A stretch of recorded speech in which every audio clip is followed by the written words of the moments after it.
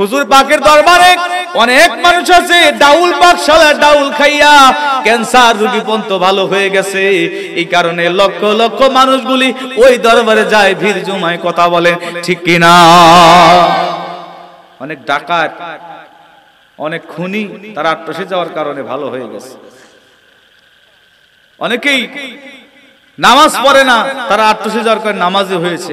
ফাতিহা শরীফ পড়ে, আছে না? তাহাজ্জুদের সময় অনেক জাকের ভাইরা উযু করে রহমতের সময় আল্লাহকে ডাকে। আত্মসে না গেলে তো এগুলো শিখতে পারতো না, কথা বলেন ঠিক কিনা? হুজুর কেবলা জানের একজন পাকিস্তান পিরিয়ডের মুরিদ, নাম তার হাবিবুর মাস্টার, আমার পাবনা জেলায় তার বাড়ি। এই বেচারা আট্টসির বিরুদ্ধে শুধু বলতো, আট্টসির নাম শুনতে পারতো না, আট্টসির গরুগুলো ধরে ধরে জবাই করে খাইতো। জাকের ভাইরা গরু নজরানা নিয়ে যাইতো, ছাগল নিয়ে যাইতো, রাস্তার মধ্যে বড় একটা দা হাতের মধ্যে নিয়া গরু কেড়ে নিয়ে বেচারা গরু কেড়ে কেড়ে খাইতো, জবাই করে খাইতো। হঠাৎ করে তিনার একদিন ক্যান্সার রোগী হয়ে যায়। ক্যান্সার ধরা পড়ে মাদ্রাজে তার ভারতে নিয়ে যাওয়া হয়। মাদ্রাজে নিয়ে যাওয়ার পরে ডাক্তাররা বলল, বাবা আপনার ক্যান্সার হয়েছে, যান বাড়িতে চলে যান, আপনার ক্যান্সার রোগের কোনো ওষুধ নাই, ক্যান্সার রোগ আর ভালো হবে। ডাক্তাররা বলে যান বাড়িতে যান। পরিবারের সবাইকে বলছে যে বেচারা 10-15 দিন 20 দিন 1 মাস বাঁচতে পারে, এর ভালো মন্দ খাওয়ান গা, বাঁচবে না বেশি দিন। এই বেচারা চলে আসলেন বাড়িতে ভারত থেকে। মাদ্রাজের ডাক্তাররা পারলেন না তার চিকিৎসা করতে, ক্যান্সার হয়েছে, বাড়িতে চলে আসলেন। তিনার বিবি ছিলেন পীর ভক্ত, আল্লাহর ওলিদেরকে ভালোবাসতেন। তিনার এলাকার মধ্যে একজন বয়োজ্যেষ্ঠ মুরব্বী, আমাদের জাকের ভাই, তার নাম হলো মান্নান মাস্টার সাহেব, এখনো বেঁচে আছে, মৃত্যু হয়ে গেছে। এই মান্নান মাস্টার তিনি তার বন্ধু ছিলেন। বললেন মাস্টার সাহেব, হাবিবুর রহমান মাস্টার সাহেবকে বললেন, চলেন যে আপনি তো সারা জীবন আট্টসের বিরুদ্ধে বলেছেন, একবার আমার পীরের বাড়ি দেখে আসবেন, পীরের দরবারে খাবার খেয়ে আসবেন, পীরের সঙ্গে কথা বলে আসবে। এই কথা যখনই বলছে, আপনার হায়াতের জিন্দেগি খুব কম, ডাক্তার তো বলে দিয়েছে বেশি দিনে বাঁচবেন না, কত খারাপ কাজ না জীবনে করলেন, চলুন যাই একবার আট্টসের দরবার থেকে ঘুরে আসবেন। এবার আট্টসের দরবারে তাকে নিয়ে যাওয়া হলো। হুজুর কেবলা জানের দরবারে নিয়ে যাওয়ার পরে হুজরা শরীফের মধ্যে মান্নান মাস্টার সাহেব হাবিবুর রহমান মাস্টারকে নিয়ে ভিতরে প্রবেশ করলেন। সুবহানাল্লাহ, এবার মাস্টার সাহেবকে ডাক দিয়ে বলে, মাস্টার সাহেব এখানে আদবের সাথে বসেন, আমার পীর ও মুর্শিদ হুজরা শরীফে জাকেদের সঙ্গে সময় সাক্ষাৎ করে। এবার হুজুর কেবলা জান হুজরা শরীফের মধ্যে প্রবেশ করলেন। মান্নান মাস্টার বলে, হুজুর বেয়াদবি মাফ করবেন, নতুন একজন মেহমান নিয়ে আসছি, হুজরা শরীফের ভিতরে নিয়ে আসছি, আপনার সঙ্গে সাক্ষাৎ করবে। বলে, বাবা তার কি হয়েছে, সাক্ষাতের দরকার কি? সুবহানাল্লাহ বলেন। এবার মান্নান মাস্টার এই কথা বলার সঙ্গে সঙ্গে হাবিব রহমান মাস্টার সাহেব চোখের পানি নিয়ে চোখের পানিগুলো ছেড়ে দিয়ে বলে, হুজুর বেয়াদবি মাফ করবেন, আপনার দরবার আপনার মুরিদদের সঙ্গে অনেকদিন বেয়াদবি করেছি, আজকে আমি অসুস্থ হইয়া রোগী হইয়া আমার ক্যান্সার ধরা পড়েছে, হুজুর আপনার কাছে আসছি দোয়া নেওয়ার জন্য, আপনি আল্লাহর ওলি আমার জন্য দোয়া করে। শুনেছি হুজুর আপনার দরবারে নাকি রোগী আসলে ভালো হয়ে যায়, হুজুর আপনি দোয়া করেন আল্লাহ পাক যেন আমাকে মাফ করে ক্যান্সার রোগী ভালো করে দেয়। হুজুর কেবলা যেন বললেন, বাবা ক্যান্সারের তো কোনো অ্যানসার না। ক্যান্সারের অ্যানসার আছে কি? বসেন দিতেছি। বলে ক্যান্সারের কোনো অ্যানসার নাই, বাড়িতে যান। বলে আপনি আল্লাহর ওলি, আপনি দোয়া করলে আমি ভালো হব। বিশ্বাস মনের মধ্যে উদয় হয়েছে। যেই ব্যক্তি আট্টসি পীরের কথা শুনতে পারতো না, আট্টসি দরবারে গরুগুলো কেড়ে নিয়ে জব করে খাইতো, সেই ব্যক্তি কয়, হুজুর আমার বিশ্বাস আপনি দোয়া করলে আমি ভালো হব। কেউ বুঝিতে পারে না রে ওলি আল্লাহর খেলা, খাজা ফরিদপুরের খেলা।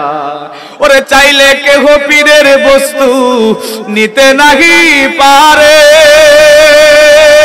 উপযুক্ত হইলে রে দয়াল ডাইকা নিবে ঘরে তারে, ডাইকা নিবে ওরে দূর করিয়া দিবে তাহার ভবের যত জ্বালা। বলেন না দূর করিয়া দিবে তাহার ভবের যত জ্বালা। কেউ বুঝিতে পারে না রে কামেল পীরের খেলা। ও ভাই আল্লাহর ওলির কাজে ফরিদপুরে বললেন বাবা ক্যান্সারের তো কোনো অ্যানসার নাই। বাবা যেহেতু আমার কাছে আসছেন বাবা আমি তো দিনের পথের মুসাফির, বাবা আমি আপনার জন্য কি দোয়া করব বাবা? জান খাজানাতপুরে দোয়া করবে বাবা। তবে খাবার মাঠে যাইয়া খানার মাঠে যাইয়া দেখবেন অনেক জাকের ভাইরা খাবার দিতেছে এবং কি দেখবেন ডাউলও দিতেছে বাবা। আপনি ভাত না খেয়ে 2 প্লেট ডাউল খেয়ে সোজা বাড়িতে চলে যাবে। আর বাবা কি হয় না হয় 1 মাসের মধ্যে আমাকে একটু খবর দিবেন। এবার ওই মাস্টার সাহেব 2 জন ব্যক্তি খানার মাঠে যাইয়া ভাত না খেয়ে শুধু ডাউল খাইছে। 2 প্লেট ডাউল, খুব মজা হইতো তখন ডাউল। গোশত যে রান্না করতে দরবারে কালা ভুনা গোশত, এত সুন্দর স্বাদ, হুজুর নিজে হাত দিয়ে খাওয়াইতো জাকের জাকের। জোরে বলেন না। কারো যদি 1 টুকরা 2 টুকরা পড়তো হুজুর রাগান্বিত হয়ে যাইতো, বলে বাবা এই প্লেটে কম হয়েছে, দেন প্লেটে ভরে দেন। হুজুর নিজে হাতে তিনি মেহমানদারি করতেন, জাকেরদেরকে খাওয়াইতেন। মাস্টার সাহেব 2 জন ডাউল 2 প্লেট খাইয়া বিদায় নিয়ে বাড়িতে চলে গেছে। 1 মাস 2 মাস হয়ে যায়, মাস্টার সাহেব ডাক্তারের কাছেও যায় না। ডাক্তার বলেছে 10-20 দিন 1 মাস বাঁচতে পারে। 2 মাস পার হয়ে যায়। এবার মাস্টার সাহেবের বিবেকের মধ্যে নাড়া দিল, কি ব্যাপার? ডাক্তার বলেছে 1 মাস বাঁচবো, 2 মাস হয়ে যায়, একটু ডাক্তারের কাছে যাওয়া দরকার। এবার ডাক্তার দেখাইতে গেছে, প্রেসক্রিপশন সাথে নিয়ে গেছে। বাস্তব ঘটনা বলতেছি। এখনো তিনি মাস্টার সাহেবের পরিবার আছে, মাস্টার সাহেব ইন্তেকাল করেছে কিন্তু তার পরিবার আছে। মাস্টার সাহেব তিনি প্রেসক্রিপশন নিয়ে চলে গেলেন ডাক্তারের কাছে। ডাক্তারের কাছে যাওয়ার পরে বলতেছে, ডাক্তার সাহেব দেখেন তো আমার ক্যান্সারের কি অবস্থা। ডাক্তার সাহেব শরীরটা চেক আপ করলেন, রক্ত চেক আপ করলেন, করার পরে বারবার করে চেক আপ করে ডাক্তার অবাক হয়ে গেলেন, কি ব্যাপার? যে ব্যক্তির 1 মাস 2 মাস আগে ক্যান্সার ছিল এখন ক্যান্সারের কোনো কিছু পাওয়া যায় না, ব্যাপার কি? ডাক্তার সাহেব বলে, মাস্টার সাহেব আপনার তো কোনো ক্যান্সার আর শরীরে না। নারে তাকবীর, নারে রিসালাত। বিশ্ব ওলি খাজা বাবা ফরিদপুরি, বিশ্ব জাকের মঞ্জিল দরবার শরীফ ডাউল খাইয়া ক্যান্সার রোগী ভালো হয়ে গেছে, সেই দরবার। এরপরে উনি আত্মশীতে গেলেন আমার হুজুরের সাথে সাক্ষাৎ করার জন্য। গেছে ঠিকই, হুজুর আর বাহিরে আসে না, সাক্ষাৎ দেয় না। এবার মাস্টার সাহেব কান্না করে, মাথা ঠুকরায়, বলে হুজুর জীবনে অনেক বিরোধিতা করছি, আপনার আর বিরোধিতা না, আপনার বিশ্বাস আমি করেছি হুজুর আপনি আল্লাহর ওলি, আপনি একটু বের হন আমার সাথে দেখা দেন। এবার হুজুর হাঁটতে হাঁটতে বের হয়ে বলে, বাবা মাস্টার সাহেব আপনি আসছেন, ডাক্তার কি বলছে? মনে হয় আপনার অসুখ সেরে গেছে। হ বাবা আমার ক্যান্সার ছিল, আমার আর ক্যান্সার নাই, ক্যান্সার ভালো হয়ে গেছে। আল্লাহু আকবার বলে। বলে বাবা মাস্টার সাহেব একটা ওয়াদা দিতে হবে। বলে কি?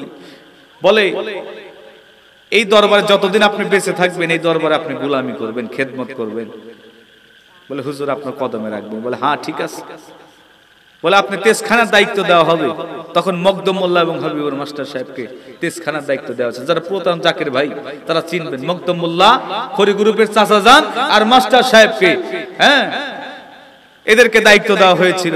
তখন মাস্টার সাহেব বলেছিল, হুজুর আপনার কাছে আমার একটা আরজি, আমার যেদিন মরণ হবে আপনার দরবারে থাকা অবস্থায় যেন আমার মরণ হয়। জোরে বলেন না। আবেদ আলী ভাই খান সাহেবও তাকে চিনতেন। খান সাহেবের সাথে একটা বন্ধুত্ব পরিবেশ ছিল। সুবহানাল্লাহ বলবেন না। তখন হুজুরে বলছে, বাবা মালিক যদি দয়া করে হবে তো শেষ নিঃশ্বাস উনি ত্যাগ করেছেন আপন পীরের দরবারে। সুবহানাল্লাহ বলবেন না।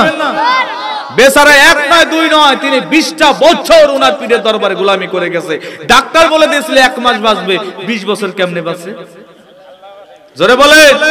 আল্লাহ পাক তার ওলির ওসিলা করে বাঁচিয়ে রেখেছে। কথা বলেন ঠিক কিনা? আমরা সেই পীরের মুরিদ, সেই ওলির দরবারে যাই যে ওলির কারামত আছে, যিনি আল্লাহর প্রিয় বন্ধু, তিনি এক জায়গায় বসে থেকে তামাম পৃথিবী পাগল করেছে। কথা বলেন ঠিক কিনা?